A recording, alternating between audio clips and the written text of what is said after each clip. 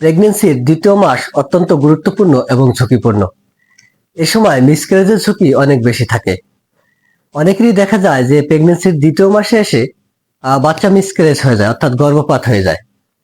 এজন্য দ্বিতীয় মাসে এসে একটু বাড়তি সতর্ক থাকতে হবে। বিশেষ করে প্রথম 2-3 মাস প্রত্যেকটি গর্ভবতী মায়েরই উচিত বাড়তি সতর্কতা অবলম্বন করা। গর্ভাবস্থার দ্বিতীয় মাসে ভ্রূণ প্রায় 1.5 থেকে 2.5 সেন্টিমিটার পর্যন্ত লম্বা হয় এবং এ সময় ভ্রূণের হৃদস্পন্দন শোনা যায়। আল্ট্রাসাউন্ডের মাধ্যমে আপনি সেটা শুনতে পারবেন।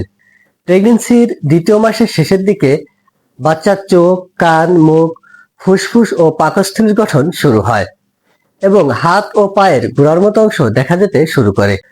প্রথম মাসের ন্যায় দ্বিতীয় মাসেও কিছু লক্ষণ প্রকাশ পাবে, যেমন মর্নিং সিকনেস, অর্থাৎ সকালবেলা বমি বমি ভাব বা বমি হওয়া, ক্লান্তি বোধ করা, ঘুম ঘুম ভাব, স্তনে ব্যথা হতে পারে এবং স্তন ফুলে যেতে পারে, বারবার প্রস্রাব হতে পারে, মুড সুইং এর মতো সমস্যা হতে পারে। অর্থাৎ দেখা যায় আপনার হঠাৎ মন খারাপ লাগছে, হঠাৎ কান্না পাচ্ছে বা হঠাৎ হাসি পাচ্ছে, কোনো কারণ ছাড়াই আপনি রেগে যাচ্ছেন, আবার একা একাই ঠিক হয়ে যাচ্ছে। এটাই হলো মুড সুইং। প্রেগনেন্সির দ্বিতীয় মাসে মুড সুইং এর মতো সমস্যা স্বাভাবিক ব্যাপার। আপনার গর্ভকালীন যাত্রার শুরুর দিকে বমি হওয়াটা স্বাভাবিক।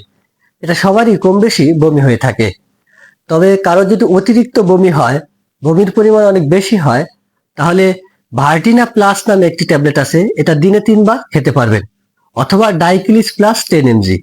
এই ভার্টিনা প্লাস অথবা ডাইক্লিস প্লাস 10, এই দুইটার যে কোনো একটা দিনে 3 বার করে খেতে পারবেন।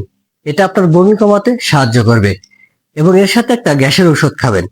যদি গ্যাসের সমস্যা বেশি হয় তাহলে ডেক্সোগার্ড 30 mg দিনে 2 বার, আর যদি গ্যাসের সমস্যা কম হয় তাহলে প্যানসেট 20 mg দিনে 2 বার খেতে পারেন। অবশ্যই এটা খাবার আগে খাবেন। এবং এই ওষুধগুলো মোটামুটি প্রেগনেন্সিতে সেফ, এটা আপনি ডাক্তার দেখানো ছাড়াই নিজের থেকেই খেতে পারবেন। প্রেগনেন্সির দ্বিতীয় মাসে এসে কিছু পরীক্ষা নিরীক্ষা করানো জরুরি। আপনার প্রস্রাবের সাথে অ্যালবুমিন যায় কিনা, অর্থাৎ প্রোটিন যায় কিনা, এটা পরীক্ষা করে দেখতে হবে।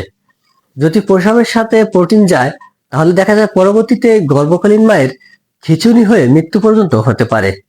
এজন্য প্রস্রাবের সাথে অ্যালবুমিন যায় কিনা এটা টেস্ট করে দেখুন, এবং প্রস্রাবের সাথে সুগার যায় কিনা, রক্তে সুগার আছে কিনা, হিমোগ্লোবিন কত পয়েন্ট আছে, এই পরীক্ষাগুলো করা জরুরি। এবং আরেকটি পরীক্ষা যেটা মাস্ট বি সবারই করা উচিত, বিশেষ করে প্রেগনেন্সির প্রথম 2-3 মাসের মধ্যে, সেটা হলো ব্লাড গ্রুপ চেক করা।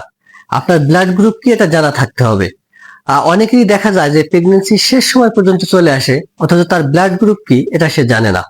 এটা সবারই জানা থাকা উচিত, কারণ ইমার্জেন্সির সময় যদি আপনার ব্লাডের প্রয়োজন হয় তখন ব্লাড গ্রুপ করার মতো সবাই থাকে না।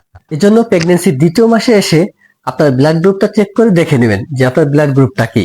প্রেগনেন্সির দ্বিতীয় মাসে এসে একটা আলট্রাসোনোগ্রাম করানো জরুরি, কারণ আলট্রাসাউন্ডের মাধ্যমে আপনি জানতে পারবেন ভ্রূণের অবস্থান, হৃদস্পন্দন এবং সংখ্যা সম্পর্কে।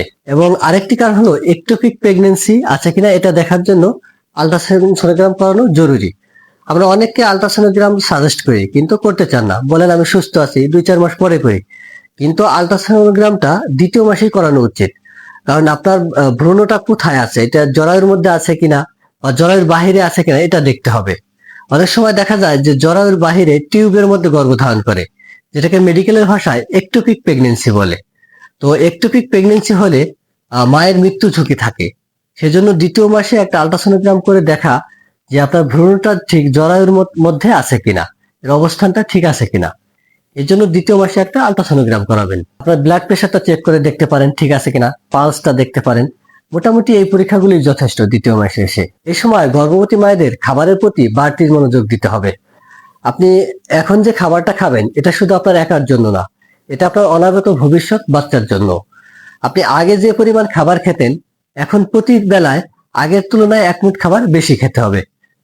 আপনার খাবারের লিস্টে মাছ, মাংস, দুধ, ডিম, শাকসবজি, দেশীয় ফল এগুলো রাখতে পারেন। অবশ্যই জাঙ্ক ফুড, ফাস্ট ফুড, ডুবো তেলে ভাজা খাবার এগুলো অ্যাভয়েড করতে হবে। আপনার প্রেগনেন্সি যাত্রা শুভ হোক সেই কামনা করছি। ধন্যবাদ।